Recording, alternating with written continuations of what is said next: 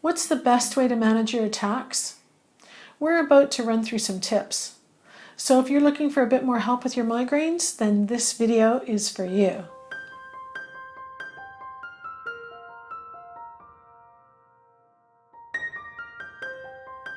Hi, I'm Holly from migrainesavvy.com. I release a ton of content to help you get better results with your migraines faster. If you're new here, then make sure you click the subscribe button, and all the links to everything I mention in this video are in the description box below. So let's jump right into it. And while we're running through it, make sure you jump in and share some comments with the community and share your top tips too. We all help each other. Migraine relief tip number 1. Dr. Andrew Charles' opening night talk at the Migraine World Summit shocked and amazed me. Here's what shocked me. The hypothesis of migraine being a vascular disease is wrong. The blood vessels do not dilate during an attack, causing the pain. Here's what amazed me. The good news is, even if nothing is working for you right now, science has led us to a chemical cause of the migraine, and this shows that we can develop more migraine-specific treatments. It raises the possibility of more targeted medicine to abort attacks based on an individual's chemistry. So he leaves us with that message of optimism and hope. This is a great time for anyone living with migraine attacks. You have more help available right now than ever before in history. Migraine relief tip number 2. What takes us from episodic to chronic migraine? Dr. David Doddick at the Migraine World Summit talked about controlling unresponsive chronic migraine. First of all, I felt like crying about 3 times watching his talk, and I wanted to say there's no headache centers here, no integrated clinics, no pain rehab programs, just 25 plus years of suffering with poorly prepared doctors guessing at drugs. What slips us into chronic migraine? So many migraine sufferers start out with episodic migraine and then they progress to chronic attacks. These are some risk factors. Frequency of headache and using acute medications. You should be reassessed if you suffer more than 1 attack a week. Snoring and obstructive sleep apnea or another sleep disorder. Obesity increases the risk by 5-fold. These patients get prescribed diet and exercise. Low-carb diet and exercise have good results. Exercise has been found as effective as some of the prophylactic medication. Anxiety and depression increase the risk of it moving towards chronic by 3 times. Allodynia also increases your risk to become chronic. This means that the central sensitization has increased and it's on its way to becoming chronic, so you must initiate proper treatment as soon as possible. Other chronic pain syndromes, genetics, and the risk factors above. Other comorbid diseases and suboptimal treatment of episodic attacks can increase the risk of migraines becoming chronic. Migraine relief tip number 3. Are your triggers really triggers or are they symptoms? Dr. David Doddick at the Migraine World Summit talked about controlling unresponsive chronic migraine. He talked about how to tell if your triggers are actually triggers or if they're symptoms. It's essential to keep these notes in a diary, whether you had an attack, if it was mild or moderate or severe, how long it lasted, and what you took. That's all the information he needs that informs his decision making and how he's going to treat you. As far as triggers go, a trigger needs to be consistent. 75% of the time it must trigger an attack. You can chase your tail with triggers. His job is to raise our threshold so we can live a little more fully and not be afraid to go outside in the glaring sunlight or have a glass of red wine with dinner, so that we're not chasing imaginary triggers. Proper migraine management will raise your threshold and not trigger you into attacks so often. And then there's that conversation around what is a trigger? Some triggers are actually the attack already starting in the brain and leading to symptoms within the attack process. Mood swings and food cravings like chocolate can all be part of the process. These frequent symptoms are not triggering. Make the triggers irrelevant just by raising your threshold. You can get access to the Migraine World Summit on the links below this video. Migraine relief tip number 4. Know your symptoms. Dr. David Williams says, if it's a trigger, it's a trigger. It just won't change. Just try to avoid your triggers. Having an acute management plan is super important. I've written a detailed step-by-step migraine pain management course for you to use. It's free to enroll. The link's below the video. Know your symptoms. Dr. Williams says to get onto the anti-inflammatories. If that fails, get onto the triptans, and then work out with your doctor what to do if things progress from there. The better you are at knowing your symptoms that precede a migraine, the better you are going to be at treating it. If you're irritated and hungry, which are symptoms before a migraine?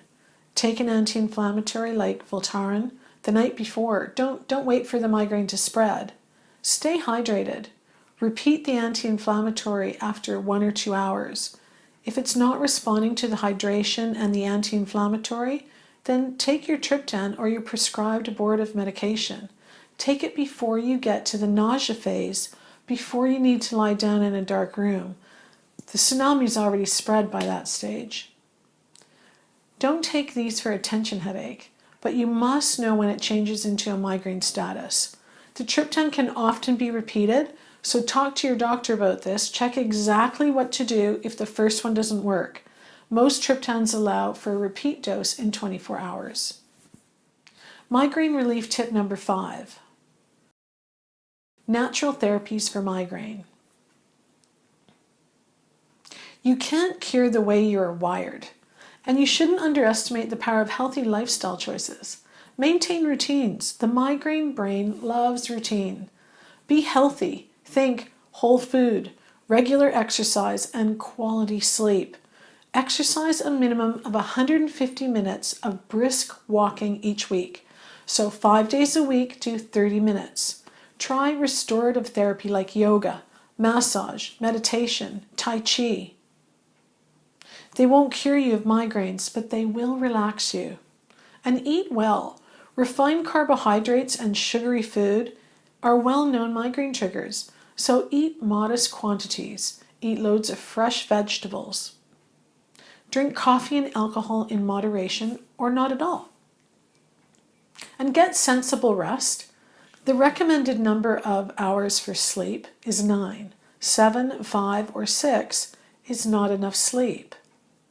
This is not a disease, it's a condition. You are the #1 person in your management team. Family needs to know what you're going through. Your GP needs to be part of the process. Emotional support, and to be the center of treatment going forward, might include a specialist nurse, a pharmacist, a specialist neurologist. Find allied specialists to work together with you in the middle. Consider acupuncture, massage, psychology, psychotherapy, and a personal trainer if getting exercise is a challenge. These things will make a difference. Migraine relief tip number 6. Why painkillers alone don't stop a migraine attack. Migraine is not a pain, it's a chemical change. Painkillers work at the end of the pain pathway. They work on the pain, but the migraine is still going on underneath. The sensitized nerve center is the underlying problem. Pain, no sleep, alcohol, chocolate. Pick whatever trigger you like. Your migraines will start to spread the chemical electrical charge that causes the pain. The nerves that go into the shoulders, head, neck, and scalp, if you get pain or irritation on the face, it will amplify. Migraine is not a headache. Dr. David Williams tells us to take Nurofen or aspirin or Panadol. Migraine is not pain.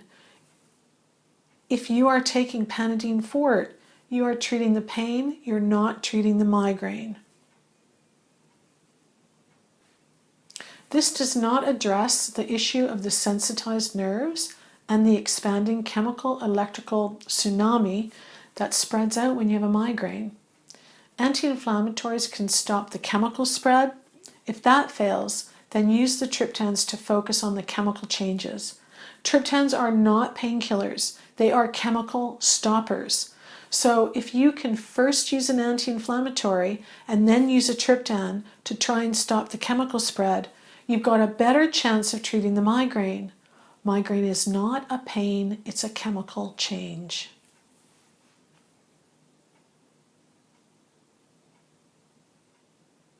Migraine relief tip number 7. Features of a migraine, why keep a migraine diary, and what your neurologist needs to know.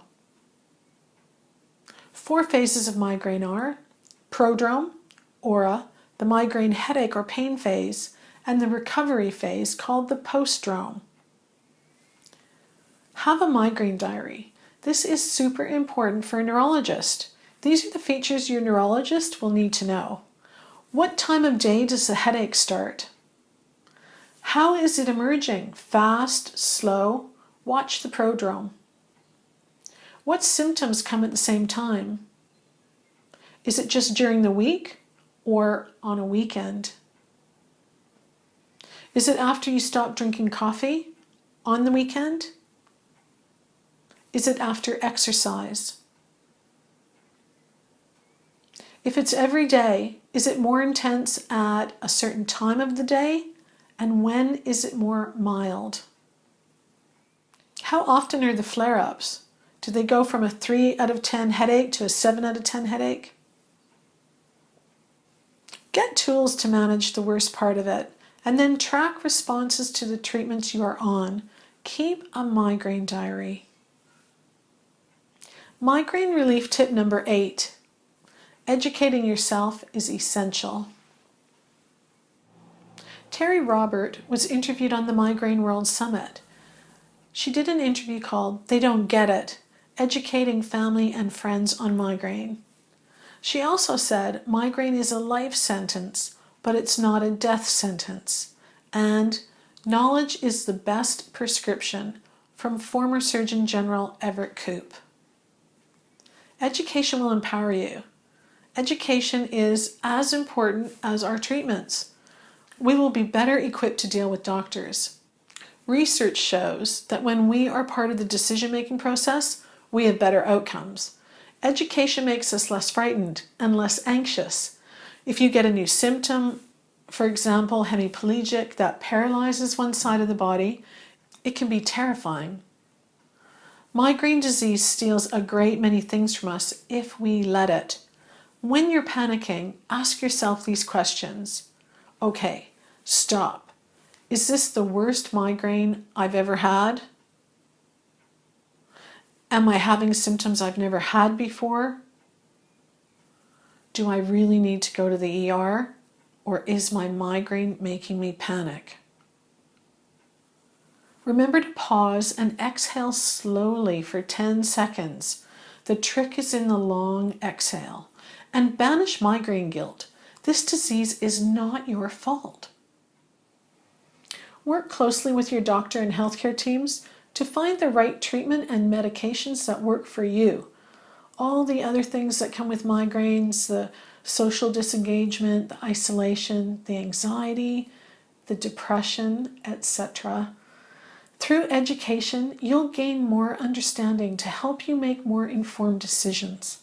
Be a kind and gentle teacher to yourself. I'll see you soon. That's it for now. Please click the subscribe button, or you can click on any of the links below for more information. And I'll see you soon.